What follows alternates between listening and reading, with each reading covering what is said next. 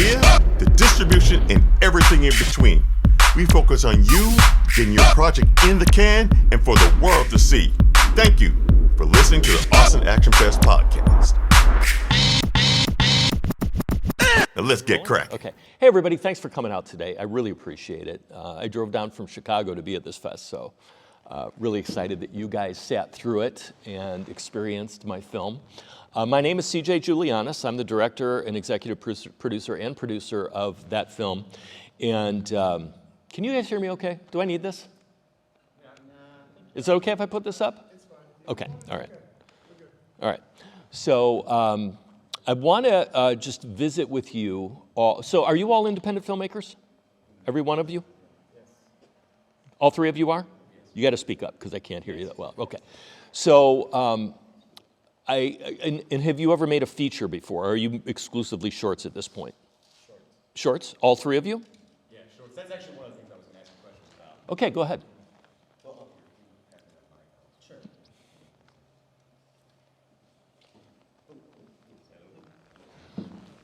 Are we on?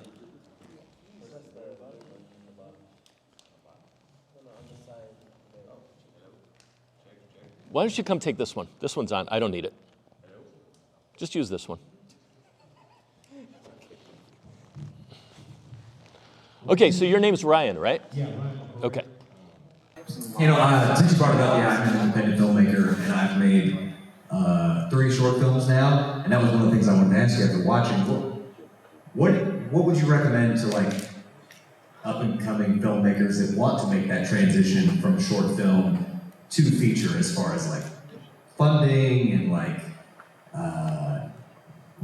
I just, most things I've shot over maybe a week at the longest, you know what I mean? And I know feature, there's a lot more work, and I just watched your film, it was very involved, you had some big, scenes like with the fire trucks and everything. I was just thinking like, oh wow, they had to get, fire trucks to come out and all that stuff, and so I guess any just tips and tricks or any advice would be appreciated. I would love to share. So everybody who joined us, are you all independent filmmakers, shorts? Anybody in here make a feature? Anybody? You made a feature? One. Outstanding. Outstanding. So have you made shorts as well? Yes?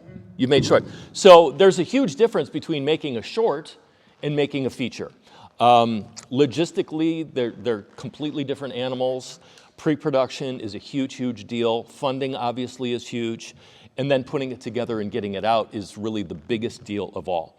So when it comes to funding, there are a number of ways that we can go about funding our movie, and none of them are wrong as long as you acquire the budget that you need. And as a feature filmmaker, you have to anticipate that some of the funding that you've previously agreed on will fall through. So you have to be prepared with a plan B and a plan C, maybe all the way to plan Z. But when it came to making this film, my wife, Lorrisa Julianus, who starred in the film and also wrote it, she and I flipped a house. That's what we did. So Lorrisa has been scratching at the glass ceiling of the entertainment business in Chicago for a long time. She's been cast in feature films before, and of course the funding fell through. She is a motion capture artist on the Mortal Kombat and Injustice video games, so she does all of those. If you've ever played Mortal Kombat, you've played Lorrisa, which is really cool. But we flipped a house. And we took the $80,000 profit that we made and we put it into this movie. And so I made this movie for $90,000, which is a lot of money. But when it comes to making a film, it's not a lot of money. $90,000 is not a lot of money, and it can go away very quickly. Now, the reason that we were able to make this film for $90,000 is because we had a very trusted crew that believed in the project. Lorrisa wrote a really solid script that, as a director, when I saw it, I immediately visualized what it would look like. And I was as a director, I'm sure you all identify with this. When you get a really good script, you can see in your head the way it's going to look on screen. And that's the way it was for me.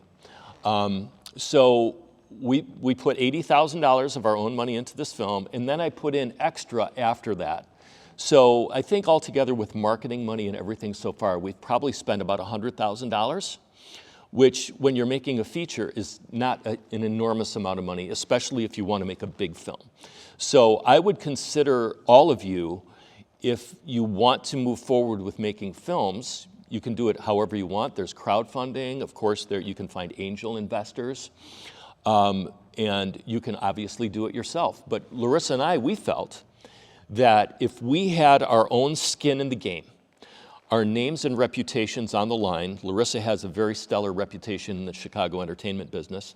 I was the artistic director of a theater company in Chicago for many, many years. And I have a fairly well-known name for putting on quality projects, but I hadn't directed a feature film before. So we decided that we were going to place a bet on ourselves and our own talent and come up with the money ourselves to do the movie.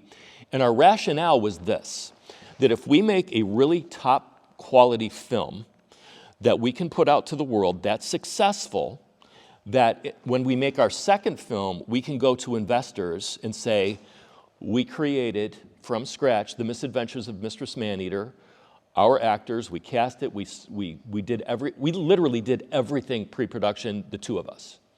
So we all have to be prepared and realize that if we're going to be making a film, we have to look at what we're doing as a business startup. Not only was I the director and executive producer of the film, I was also cleaning the toilets. So this is what we all have to realize, that what we have to do, and we did not pay ourselves. So I didn't get paid to direct, produce, executive produce, cast, location scout, nothing. We did it all ourselves.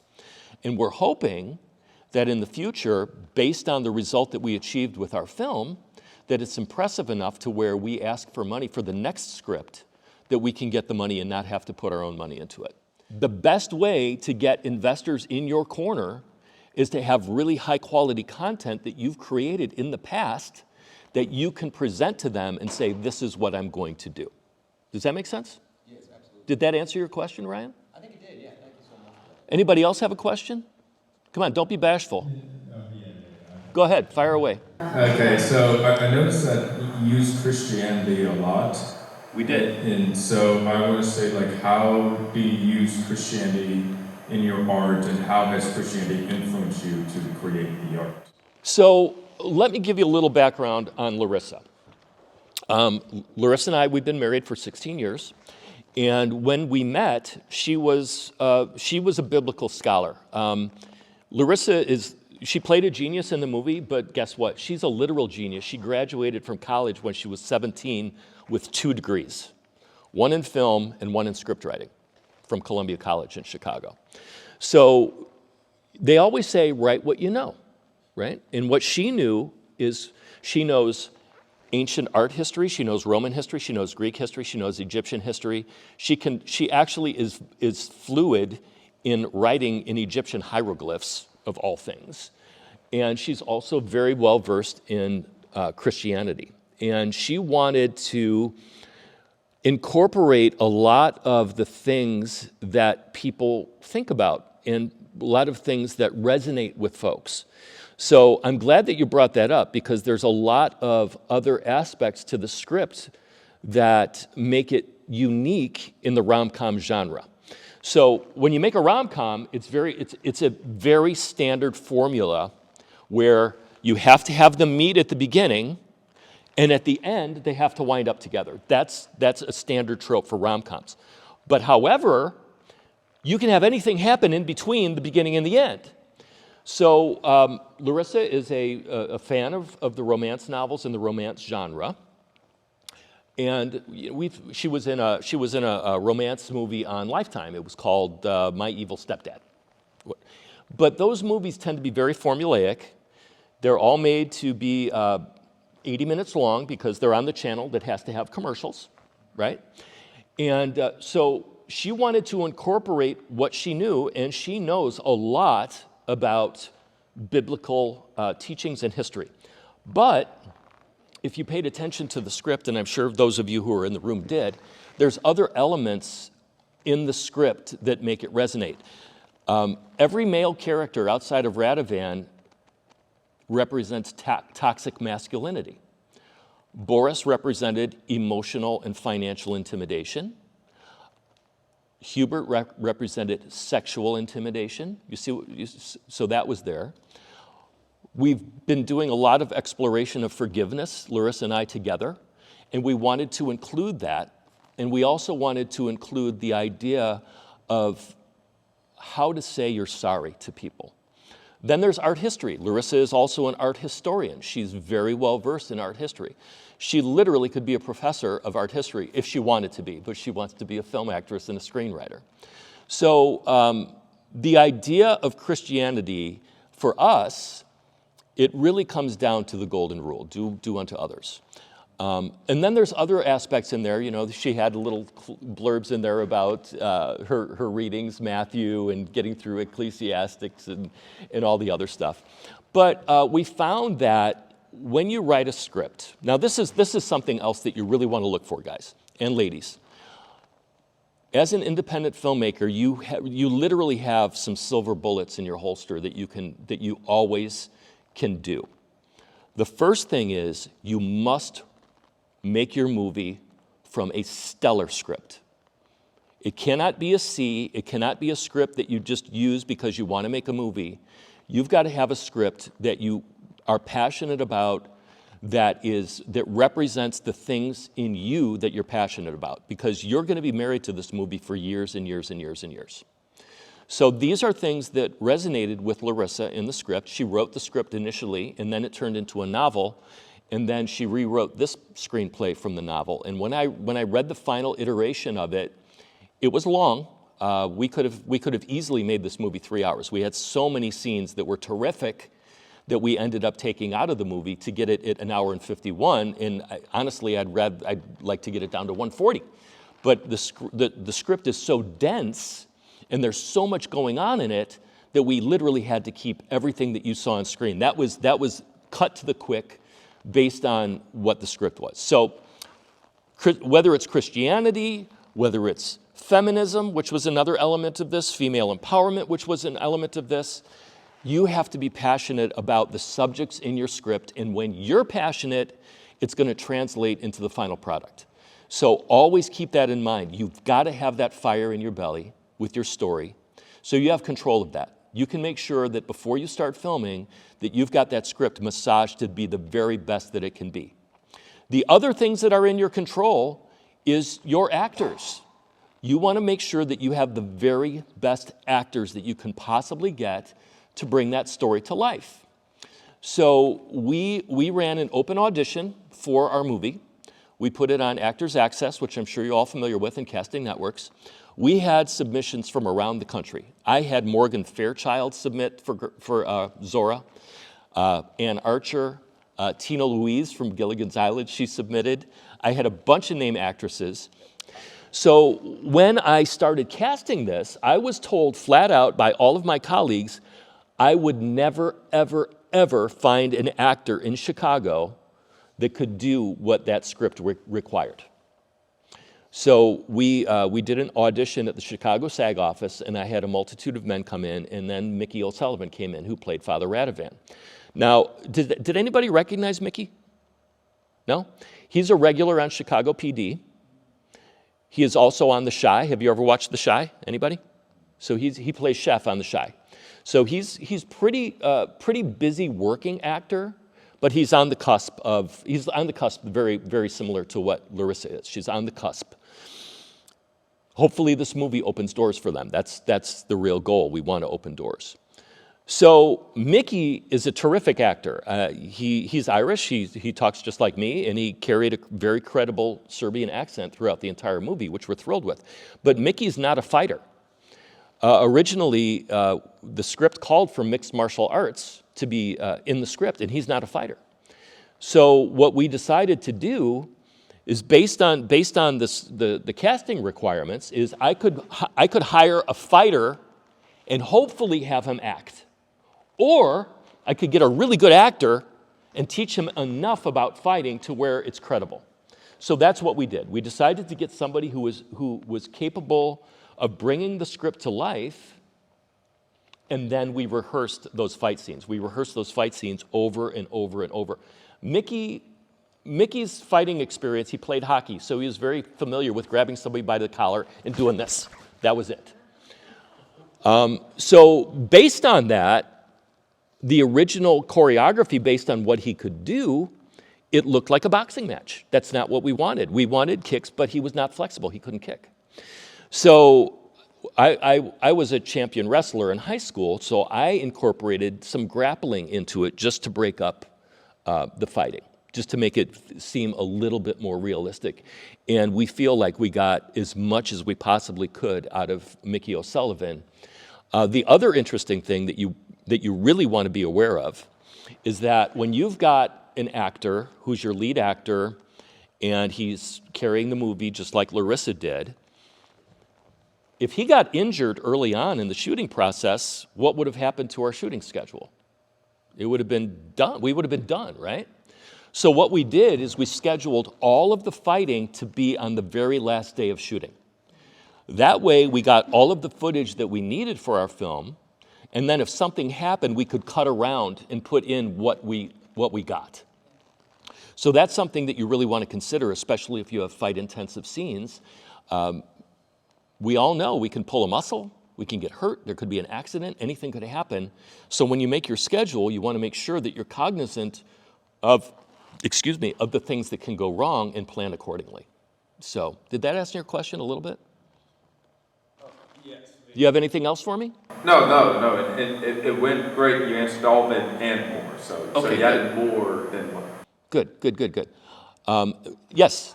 How many days did you shoot? So we had a 28-day shooting schedule. We started shooting in the middle of May, and we ended at the end of June. So we had 5 days of shooting, and then we'd give 2 days off. Sometimes we would have a couple of the working days on weekends based on what we could get. Like, for instance, this is an interesting story. So did you guys like the fire scene where we burned down the church? Pretty good scene, right? It was all done with practical effects in the camera. Those were lights with gels in the front. So I'm going to teach you a little trick if you want to make fire. Get a bunch of gels, yellow, amber, red, maybe even a little bit of green. Clip them to the front of your par, which is just a light. A par is a light. And then take and cut strips in all of those, the bottoms of all of those gels. Take a scissors or whatever and kind of like pull on them to make them curly, and then blow a fan on them. So the fan will do this to all of the pieces of the gels with all the different colors. And when you shoot that way, it looks like a fire. When we were shooting that scene that night, we had people stopping in the street wondering if the church was on fire. Because I had the ambulance there, I had the fire engine there, we had smoke machines going, and we had really great lighting effects. So that was an interesting evening. This is another thing to be aware of. When you're shooting on location, it's going to take you twice as long to do what you got to do. Does anybody know why? Take a guess. People? That's a good one. Anybody else? What's that? Sound? That's the one. So when you're shooting on location and you're not on a back lot at Universal, guess what you're dealing with? You're dealing with helicopters, weed whackers, lawnmowers, air conditioning condensers kicking in, people on the street, oh my God, they're shooting a movie. And it all shows up on camera. So there are so many times when you're shooting, there could be a train passing, there could be some guy drag race, you just don't know. So there's a lot of times where you have to hold for sound and be aware of that. The scene that we did in my backyard, that was my house we filmed in, by the way.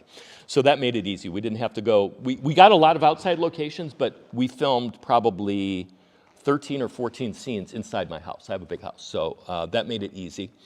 But one day we're out shooting, and I had my sound guy on my patio in the back, and next door they have 3 pit bulls.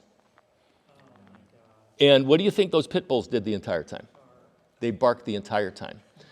So luckily, I had an old paper black sweep from back in the days when I did commercial photography. So I got the stands out, I put the tripod across, and this sweep was like 12 feet across. I pulled the black sweep down and blocked the view from the dogs, and they shut up instantly. So again, this is just another instance of you absolutely do not know the challenges that you're going to face when you're making a movie. I was in the military for a long time, and we had a motto, that everything we do, improvise, adapt, and overcome. Improvise, adapt, and overcome. And that lesson that I learned in the military served me extremely well with making this movie, because no matter what, you're going to be facing challenges every single day that you would never expect. But they will come up, and you have to overcome them. Now, if you're shooting a short and your schedule is only a couple days, it's not that big of a deal. But if you're doing it over 5 weeks like I did, then it becomes a huge deal. Yes? Oh, you were scratching your head? Okay. Okay, so anybody else? Don't be bashful. Yes? As someone who works with their spouse, how do you guys make sure that you leave work at work and don't let it affect your marriage? No. Let me. I'm getting warm now that I'm getting all worked up. So in my real job, I'm a financial advisor, and I had a long military career, and I'm an artist, and I was an artistic director of a big theater company, so I have a very disparate background. Lorrisa and I have been married for 16 years. I've never had a fight with her, ever.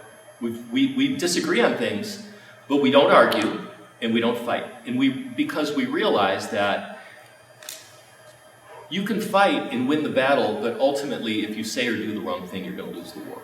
And when you find the right person to be with, you'll literally do anything in your power to make things right. I adore my wife. She adores me. As a financial advisor, we always tell people, marry the right person. Marry the person that you can do life with. Because that is going to be one of the keys to your success, is having somebody in your corner all the time. When you walk through the door at night in your home and you close that door, that's your sanctuary. That's the place where you love each other and you care for each other and you support each other 100% all the time. So Lorrisa and I are really lucky insofar as we've worked together doing theater productions for many, many years. I am her proofreader and her editor and her muse, and she is mine.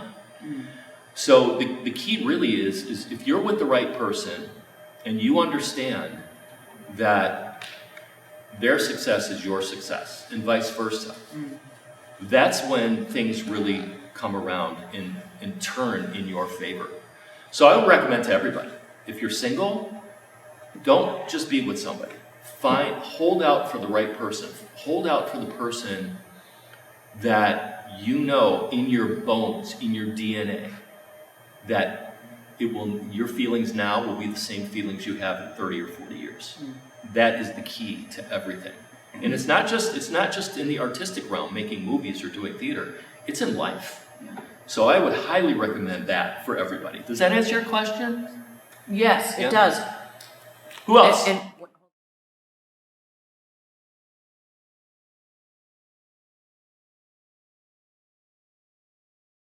Question. Okay. So when you brought up the scheduling, the fight choreography at the end of the shoot, just in case, to account for things, I found, as I've gotten into filmmaking, my brain works chronologically, and I've had to change that because I know filmmaking, that doesn't always work or make sense.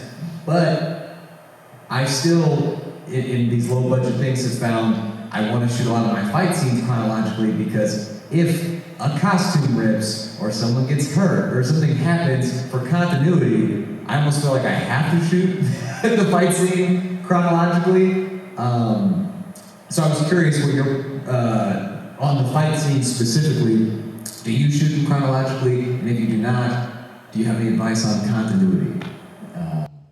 I would say that in that instance, there's really no right or wrong answer. You kind of have to gauge what your abilities are and what your actor's abilities are. Mickey is 32 years old. He's not 22 years old, and we all know there's a huge difference between 32 and 22 when it comes to physicality, right? So I'm 62, and I got down on the floor and I was teaching wrestling choreography, and I couldn't walk for a week. So I did not want that happening to my actor. So I would say you have to kind of bear that out when you're doing it. This entire film was shot out of sequence. My first week of shooting, my crew thought we were making a horror movie. Because one of the first scenes we did was the scene where Solomon attempted to have sex with Ava. That was one of the first scenes we shot. And then the next night we shot the scene in the kitchen where she was forced to put the cigarette out on the back of his head. And there, it was an intense scene, and people thought, oh my God, what is this movie? And then when we edited it, we cut it for comedy. But if you watch the film, you notice there was a distinct break between comedy in the first half, and the second half tended to take on a lot more deep issues and deep conversations. So I would say you really have to gauge what you're comfortable with and what your actors can and can't do. Okay. Yeah. Anybody else? You also should buy multiple versions of the costumes. Like, really buy multiple shirts if somebody's got to wear a shirt throughout the whole thing. That's a good thing to bring up. So there was a scene, if you recall, when Hubert got thrown in the lake.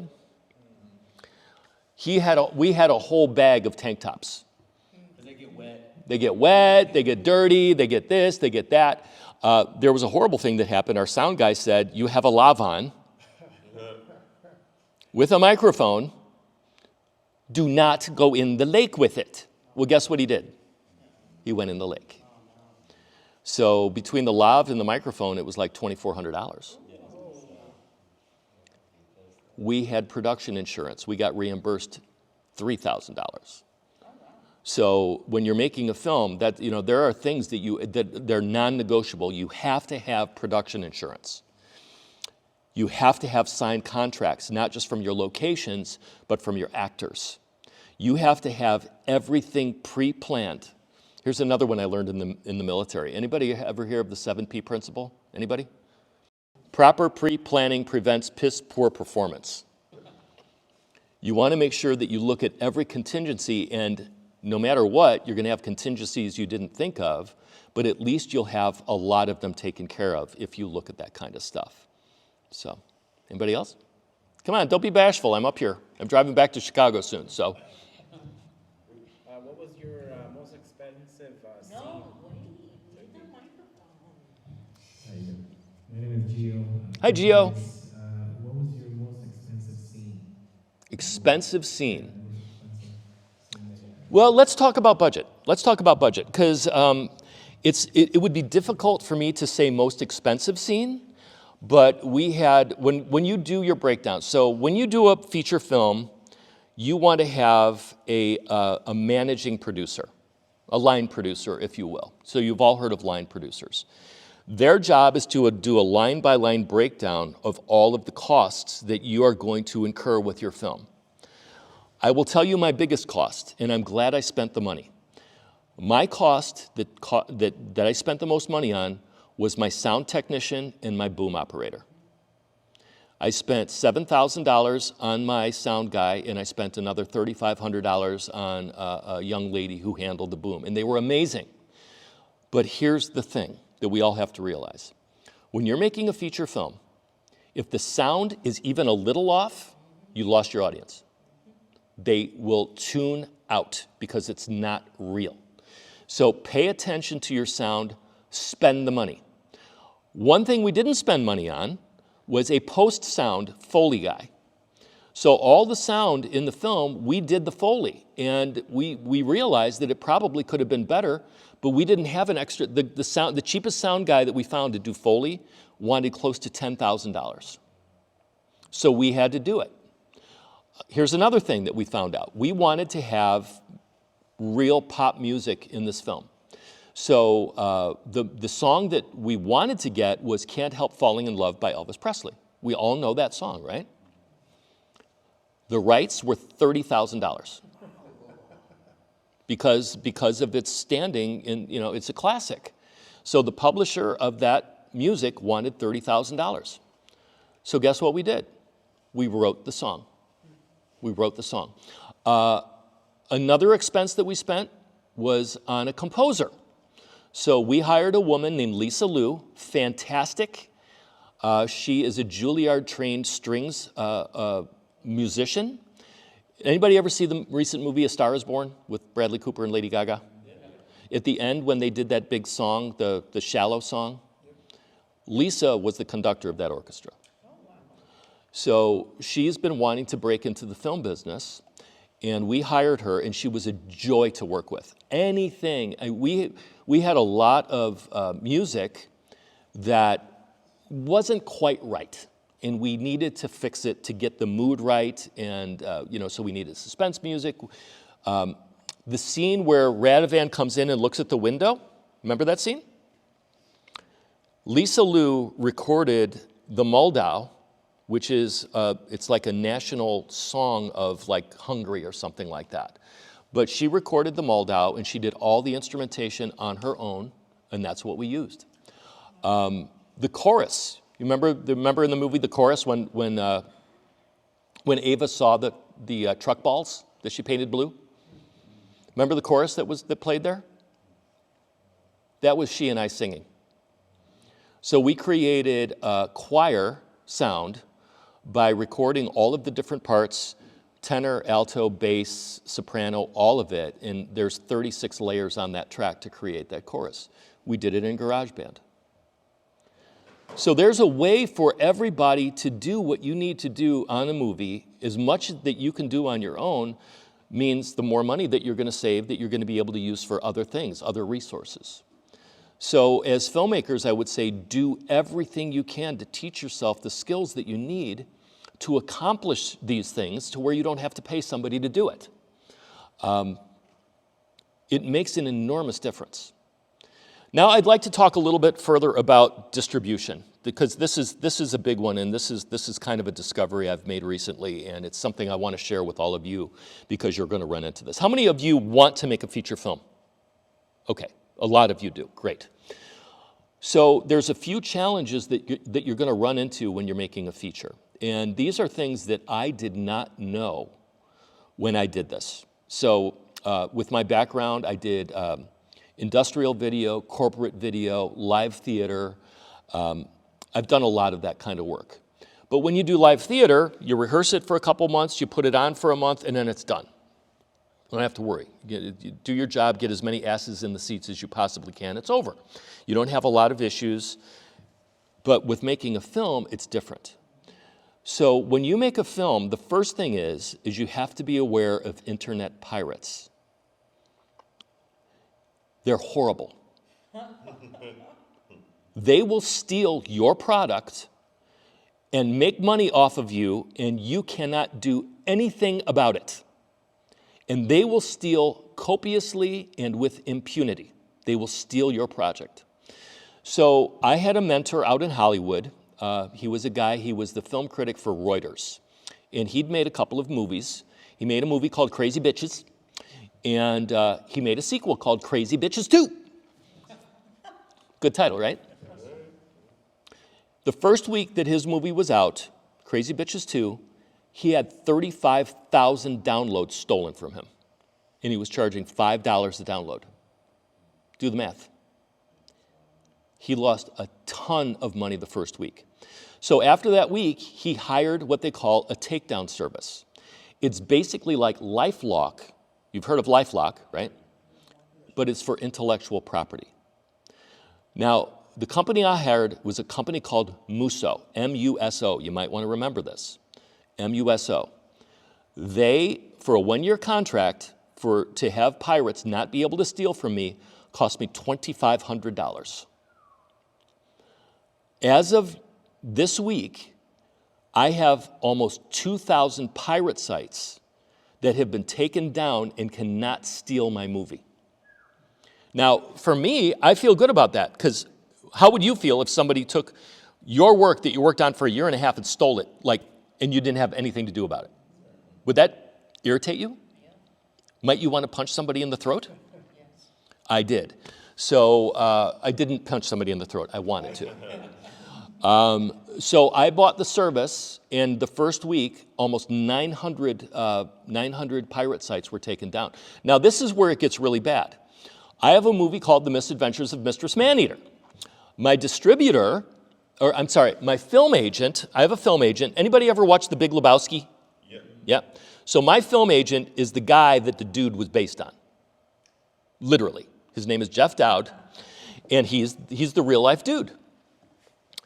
And he told me, if you don't change the title, your movie will fail.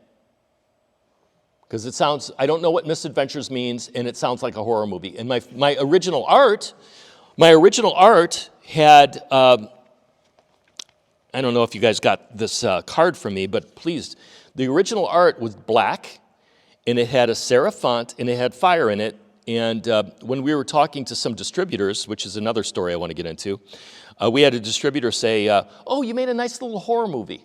And at that point, we're like, you never even watched it. Fuck you. We're not going to work with you.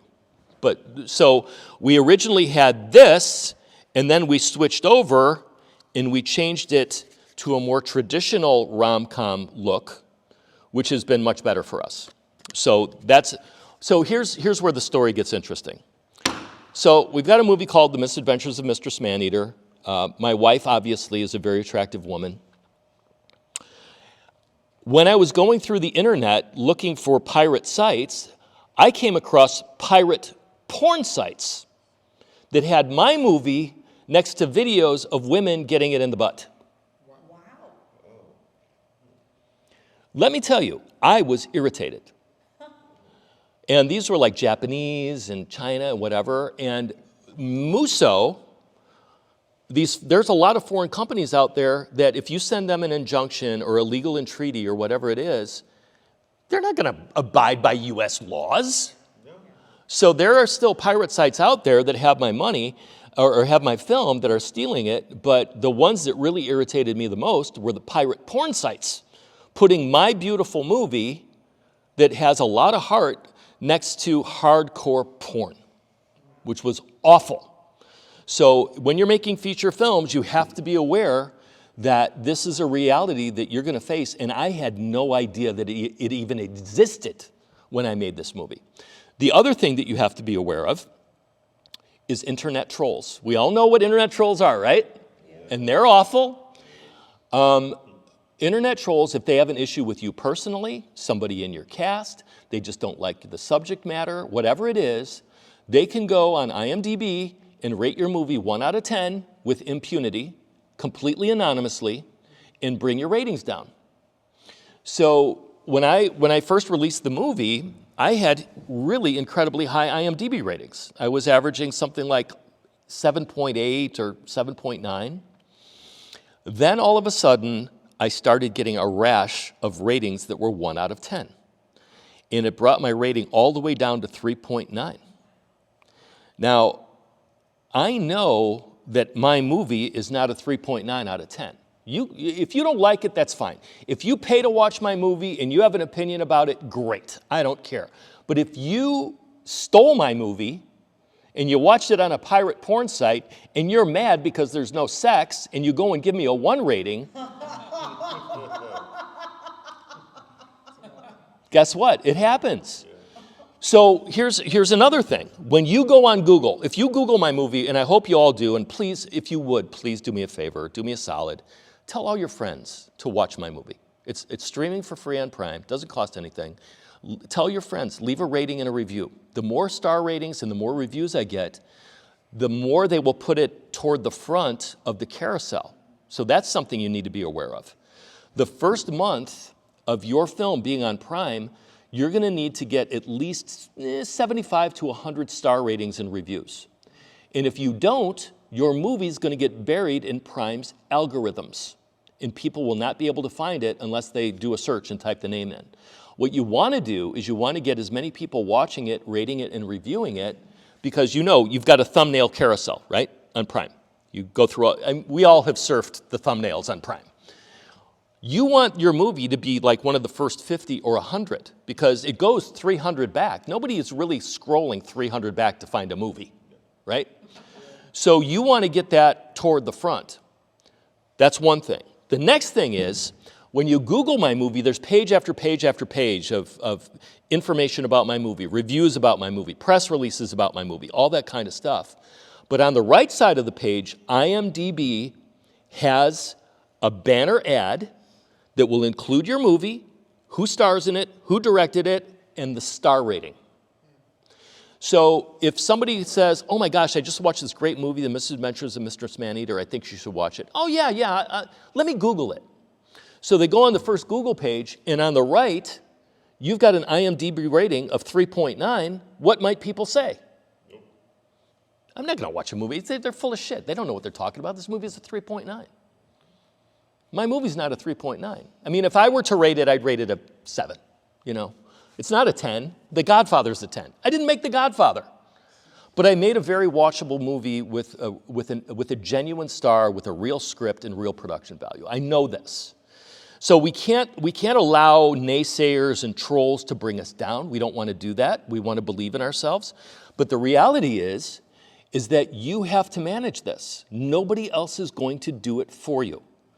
So when my rating went down to 3.9 on IMDb, I was mortified. I had to do something about it. So I started doing entreaties to people I know to watch it, to please rate it. This is going to be something that you're going to do for years if you make a feature film. When you make a feature film, the person who markets it is the filmmaker. It's not the distributor. That's another thing I learned. Jeff Dowd told me, if you think your distributor is going to market your film will fail. You have to market it. And you have to do a project that you feel good about, that you can market for the next 3 to 5 years. If you want to make your money back, you're going to be married to that film for 3 to 5 years after it's released. Now, here's the difference between streaming movies and box office, because they're completely different animals. When you release a film to a movie company that is going to put your movie in movie theaters, how do they gauge the success of that movie? Ticket sales, box office, right? And box office is typically measured the first weekend, right? They want to know how it opened, how much money it made, all that kind of stuff. And then the receipts tend to go down afterwards, right? So with movies that are streaming, it's the exact opposite. When you release your film streaming, it starts off on a very low trajectory. But the more marketing and more advertising and the more networking that you do over time, that rating starts doing this.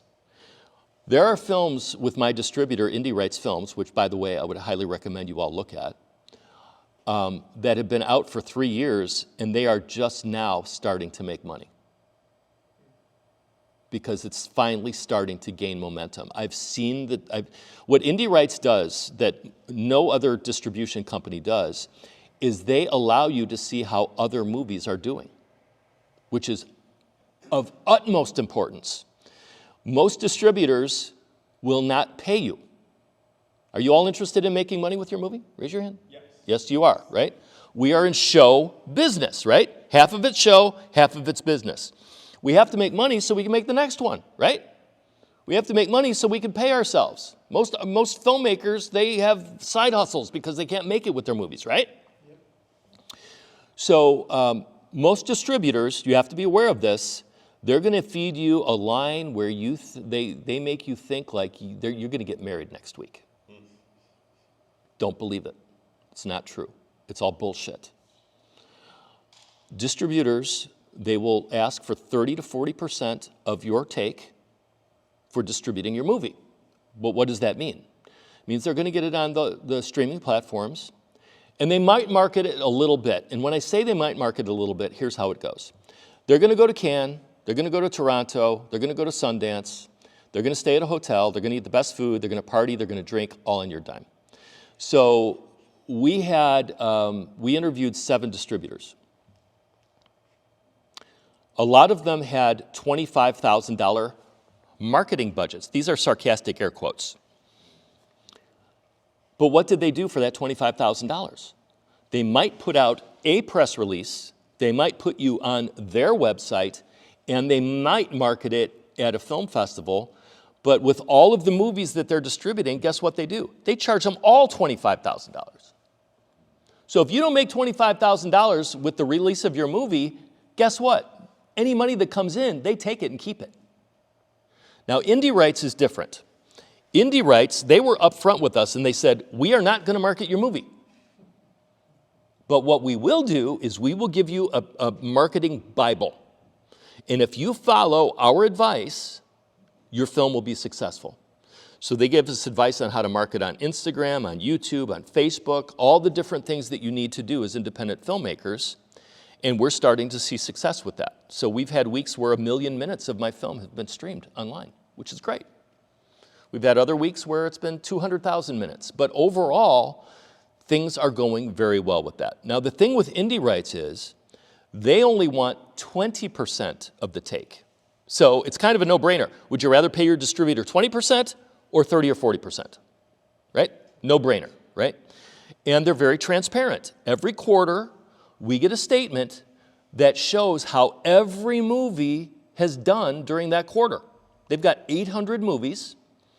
They've got movies in their stable that have earned $30,000, $40,000, $50,000 a quarter. They've got movies that have made $6 in a quarter.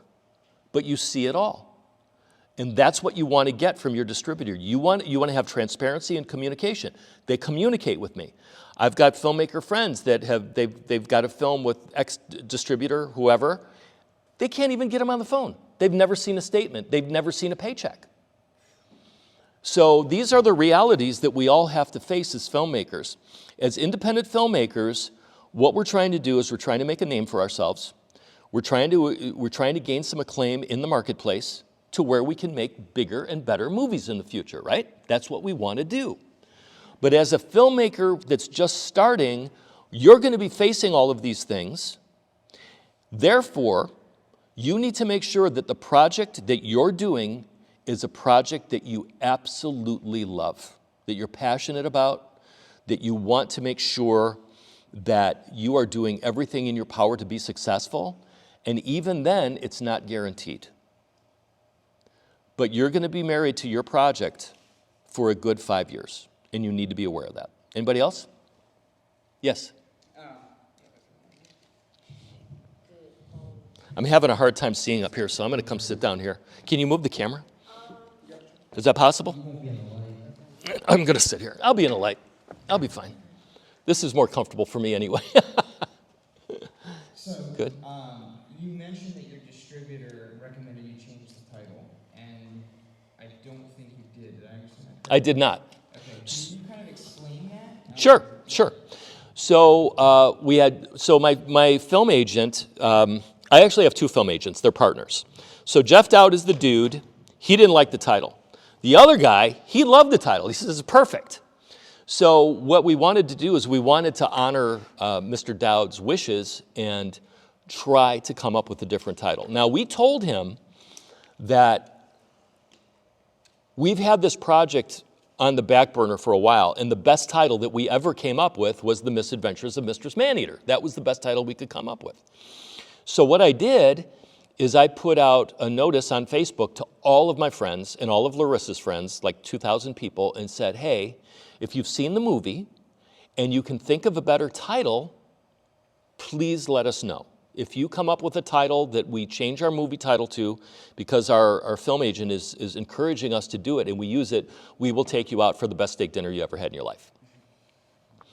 And we got a lot of good suggestions. The best one was Beauty and the Priest.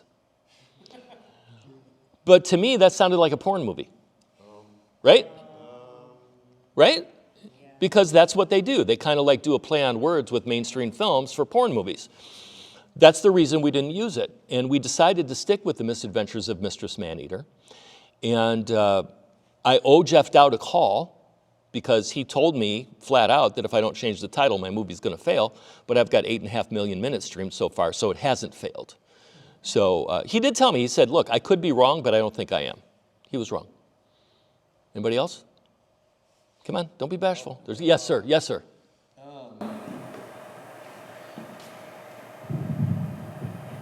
You kind of went into this earlier with sort of Lorissa's like conception of the idea of the film, but like clearly there was like a lot going on with like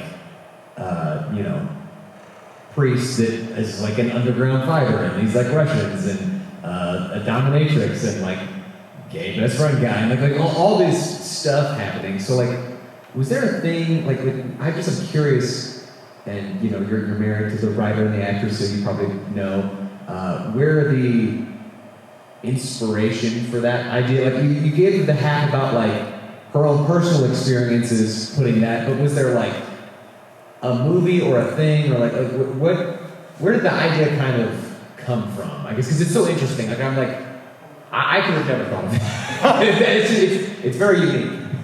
There's no movies out there like it. We know that. So the inspiration came from multiple places, and I think as creators, you're probably going to deal with the same thing. So Lorrisa used to do product video, instructional videos for Motorola phones. And she would go in and she'd do all the training videos for that. And the director, they had a really good relationship and said, you know, Lorrisa, if you were a dominatrix, what would your name be? And Lorrisa didn't know how to answer that question. And on the drive home, Demi Lovato's song came on. And it was Maneater. And she said, well, it would be Mistress Maneater. And then, anybody in the room ever watch the TV show Sherlock with Benedict Cumberbatch? So there's an episode where there's a dominatrix. Are you familiar with that one? There's an episode with a dominatrix. And she watched that, and she took inspiration from that. Then we're movie fans. We watch a lot of movies. How many of you are tired of remakes, rehashes, right? Sequels, all of that crap, right? We're the same way. It seems like a lot of the movies, they take on the same types of characters, same kind of situations, CGI like crazy, and they pay attention to CGI at the expense of the story. So we were talking about, what we want to do with our movies is we want to create scripts that are unexpected and things that people haven't seen before. So when was the last time you saw a Romanian underground MMA priest in a movie? Never, right? When have you ever seen truck testicles being painted blue? Never. That came from a conversation that Lorrisa and I had when we were driving on the highway. So we moved to Northwest Indiana from Chicago. And we're driving on the highway into Indiana, and Lorrisa did not want to move to Indiana. Because when you move to Indiana, what do you see? You see billboards, God, guns, boobs, lawsuits, and fireworks. That's what you see. So that's the impression you get when you're in Indiana. And we're driving on the highway, and this giant truck lifted up, and it's got truck testicles hanging from the back of it. And we looked at each other, we're like, he has to drive a truck like that. And the color of the truck balls are wrong, because anybody who drives a truck like that and has truck testicles is not getting laid. Those need to be blue. They need to be blue balls on the truck. And that's what turned into that joke in the movie. She incorporated. So, write what you know. You have really great banter with your partner, with your friends, whatever. That's all fodder for your scripts.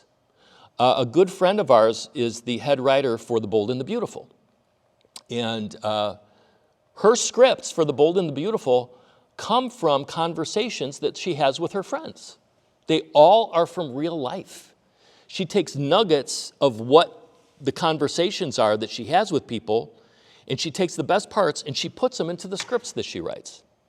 So that's something that you all really should do too. I mean, if you're an isolated person and you're not interacting with human beings, you're not going to have a lot to draw from. You have to live your life, and you have to have real experiences. You need to travel. You need to meet people. You need to do different things. You need to get outside of your box. And when you do that, that's when the magic happens. Does that make sense? Yeah, thank you. You're welcome. Anybody else? Come on. Yes? You said billboards saying God, guns, boobs, like it was a bad thing. It was for us. No, I'm kidding. I didn't know if you said boobs or booze. Boobs. Boobs? Strip clubs.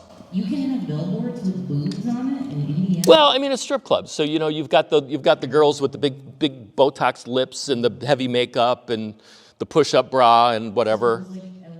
Yeah, pretty much. But when you enter Indiana, it's like a different world from Illinois. Illinois is a very democratic state. Indiana is Trump country, for better or worse, and in my opinion, very much worse. But she did not want to go to Indiana, and we ended up buying a lake house in Indiana because we couldn't afford a lake house in Illinois because the taxes were too much. In Indiana, the one thing that's good about Indiana is the taxes are very low for real estate. So I'm very grateful for that. Anybody else? We got time One more? Come on. Ben, what do you got? Yes, sir. Yes, sir. What do you got? Are the streaming channels, what makes the price, I guess, per minute for streaming channels? I'm glad you asked that. So how do you make money streaming? We're all concerned about that, right? How do we make money? So Amazon Prime, by virtue of who they are, most people, if they're looking for streaming content, they go to Prime. Second place they'll go is Netflix, but you can't do both. You can't have a movie on Netflix and have it on Prime. So Prime pretty much controls the market for independent filmmakers, but they're very opaque in what they pay. We don't know what we're going to make on our 8.5 million minutes streamed right now. They have a tiered level of payments where there's breakpoints. So we don't know if you have 2 million minutes streamed, if they up the pay. We don't know if you have to hit 4 million, 6 million, 8 million, 10 million. We don't know. At first, what you'll get paid for your movie is 2 cents an hour. Does that sound a little distressing? It's very distressing. You'll get 2 cents an hour to start, and then if you do your work and you get people to watch and leave star ratings and leave reviews and do all of the things I've told you to do and get those minutes up, there will be a point at which you might make 4 cents an hour or 6 cents an hour or 10 cents an hour, but it doesn't go above 20 cents an hour. And that's for like the big movies, like on Amazon or whatever. I think that there's a Tom Clancy movie out called Without Remorse, I think. It's got Michael B. Jordan in it. People are going to watch that, right? People are going to watch that one because it's a big movie. It's a Hollywood-style movie that would be in movie theaters. But for us, we don't have that. Now, my film has competent, real actors in it. Mickey O'Sullivan, he's on HBO. He's on Chicago PD. The redheaded woman who played the librarian, she's a busy actress. She's worked with Steven Spielberg. She was in Minority Report. She was on the Sarah Connor Chronicles on TV. She was in Lemony Snicket's Series of Unfortunate Events as a regular. She's a regular stunt artist, working actor. But she was in a movie called The Devil Inside. She played the lead. But she's not a name. Her sister, Molly Morgan, who played the selfie reporter, if you recall, she's been on Dexter, she's been on Weeds, she's been on Big Bang Theory, so she's working as well. But they're not Viggo Mortensen. If I had gotten Viggo to be in my movie and I could have afforded him, my financial situation may be a little bit different. Because people would watch a Viggo Mortensen movie just because Viggo's in it, right?